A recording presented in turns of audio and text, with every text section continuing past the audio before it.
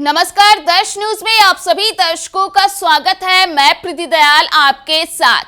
देखिए, बिहार के सरकारी स्कूल के शिक्षकों के बीच जो ऑनलाइन अटेंडेंस का मामला है वो अब तक लगातार चर्चे में बना हुआ है।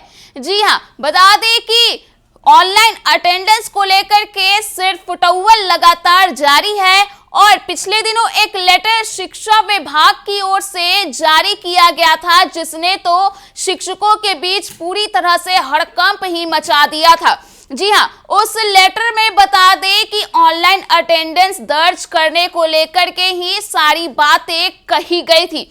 उस लेटर को सबसे पहले आप अपने स्क्रीन पर देखिए। इस लेटर में देखा जा सकता है कि कुछ शिक्षकों के नाम का जिक्र लेटर में किया गया है। जिला शिक्षा पदाधिकारी की ओर से इस लेटर को जारी किया गया है और उस लेटर में कुछ शिक्षकों के नाम का जिक्र किया गया है और इसके साथ ही लेटर में लिखा गया है विषय, आप देख सकते हैं विषय में लिखा गया है कि ई शिक्षा कोष में प्रधानाध्यापक के आईडी से उपस्थिति दर्ज करने के आरोप में स्पष्टीकरण के संदर्भ में।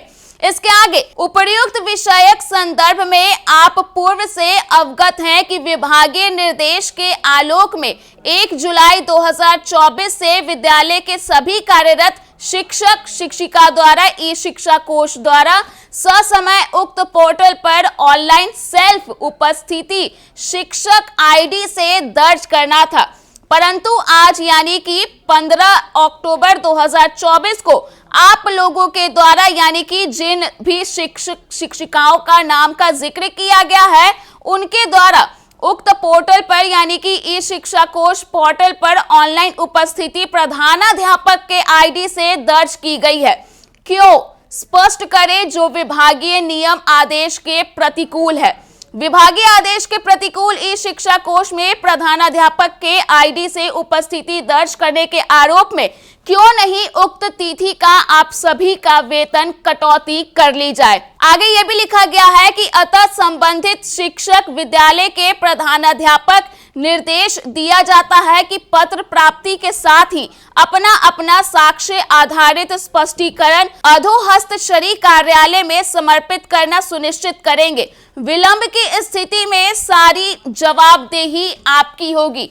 तो कुल मिलाकर देखा जाए तो इस लेटर के जरिए ये कहा गया है कि जिस तरह से शिक्षकों ने प्रधानाध्यापक के जरिए अपना ऑनलाइन अटेंडेंस बनवाया है तो उसको लेकर के स्पष्टीकरण मांगा गया है शिक्षकों से कि आखिर ऐसा क्यों किया गया। इसके साथ ही शिक्षकों से जवाब मांगा गया है कि आखिरकार स्कूल आईडी से ही उन्होंने ऑनलाइन हाजिरी क्यों बनवाई है और कहा गया है कि जल्द से जल्द इसका जवाब दें और बताएं कि क्यों ना आपका उस दिन का यानी कि 15 अक्टूबर का जो वेतन है उसे काट लिया जाए। तो कुल मिलाकर देखा जाए तो जिस तरह से शिक्षकों ने स्कूल की आईडी से ऑनलाइन हाजिरी बनाई तो उसे लेकर के बड़ा आरोप लगाया गया शिक्षा विभाग के अधिकारी की ओर से।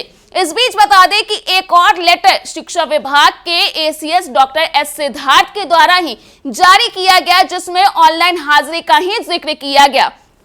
उस लेटर को भी आप अपने स्क्रीन पर भी देख सकते हैं। तो आप लेटर में देख सकते हैं कि लिखा गया है कि प्रधानाध्यापक द्वारा स्कूल एडमिन के माध्यम से प्रधानाध्यापक शिक्षक की उपस्थिति दर्ज करने की प्रक्रिया, यानी कि बता दें कि इस लेटर में प्रधानाध्यापक किस तरह से शिक्षकों की ऑनलाइन उपस्थिति दर्ज करेंगे तो उसकी जो भी प्रक्रिया है उसका जिक्र किया गया है लेटर में।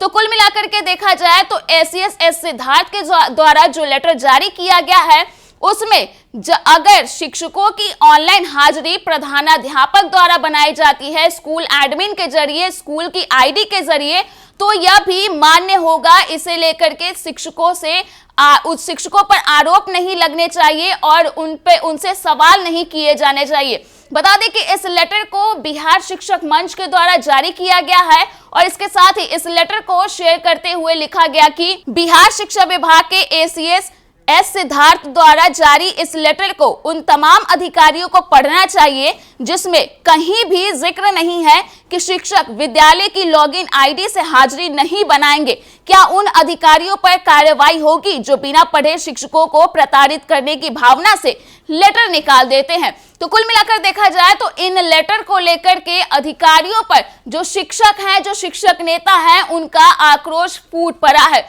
जिस तरह से स्कूल आईडी से ऑनलाइन हाजिरी बनाने के बाद उन पर आरोप लगाए गए, स्पष्टीकरण मांगा गया और पूछा गया कि क्यों ना आपका वेतन उस दिन का काट लिया जाए, इसके बारे में आप जवाब दें। तो वहीं दूसरी ओर जो लेटर जारी किया गया एसीएस एस सिद्धार्थ की ओर से, तो उसमें प्रधानाध्यापक के जरिए जो ऑनलाइन हाजिरी बनाई गई शिक्षकों की, तो उसे मान्य बताया गया है। तो कुल मिलाकर देखा जाए तो ये जो लेटरबाजी का दौर है वो पूरी तरीके से जारी है और जो अधिकारी है वो कहीं ना कहीं शिक्षक और शिक्षक नेताओं की ओर से लगातार घिरते जा रहे हैं।